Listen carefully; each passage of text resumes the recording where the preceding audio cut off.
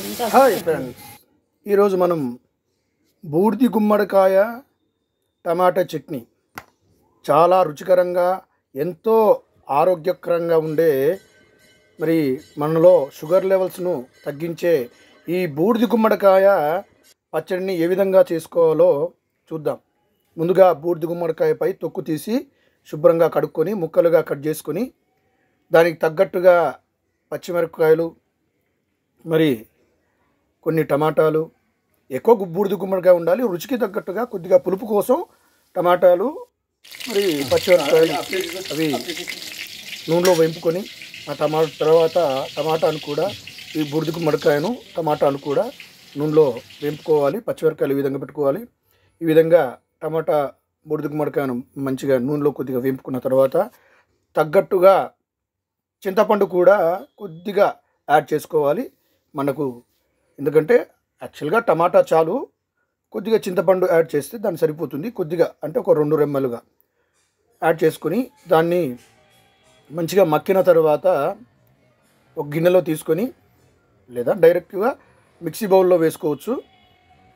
కానీ ముందుగా పచ్చిమిరపకాయలు నలగాలి కాబట్టి పచ్చిమిరపకాయలు మిక్సీ బౌల్లో వేసుకొని వాటిని కొద్దిగా గ్రైండ్ చేసుకున్న తర్వాతనే ఆ తర్వాత ఈ బూడిద గుమ్మడికాయ టమాటా ముక్కలను మక్కిన ముక్కలను కూడా అదే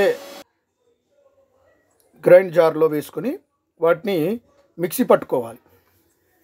ఈ మిశ్రమంలో కొద్దిగా జీలకర్ర మరి అదేవిధంగా తగినంత ఉప్పు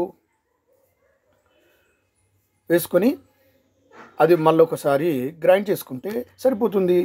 ఆ తర్వాత మనకు కొద్దిగా పోపు పెట్టుకునే అలవాటు ఉంటుంది కాబట్టి ఈ చట్నీకి చిన్న మూకుడు పెట్టుకొని దాంట్లో నూనె పోసుకొని జాగ్రత్తగా పోపు పెట్టుకోవాలి.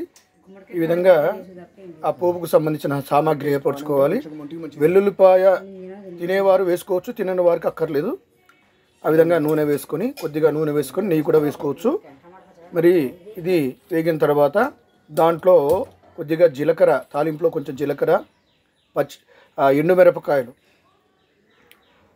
ఎండుమిరపకాయలు వేసుకొని ఆ విధంగా జీలకర్ర ఎండుమిరపకాయలు వేసుకున్న తర్వాత కరివేపాకు వేసుకొని అది వేగిన తర్వాత దాంట్లో కొద్దిగా ఇంగువ పొడిని కూడా వేసుకోవాలి, పసుపు కూడా వేసుకోవాలి.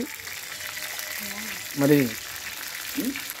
అది కొంచెం మంచిగా వేగిన తర్వాత ఈ మిశ్రమంలో కొద్దిగా ఇంగువ వేసుకుని దాన్ని మనం జార్లో నుంచి ఒక గిన్నెలోకి తీసుకున్న మిశ్రమంలో ఈ తాలింపు వేసుకొని కలుపుకుంటే, తాలింపు వేసుకున్న తర్వాత ఈ చట్నీని అన్నంలో కానీ చపాతీలో కానీ చాలా ఇష్టంగా తినవచ్చు.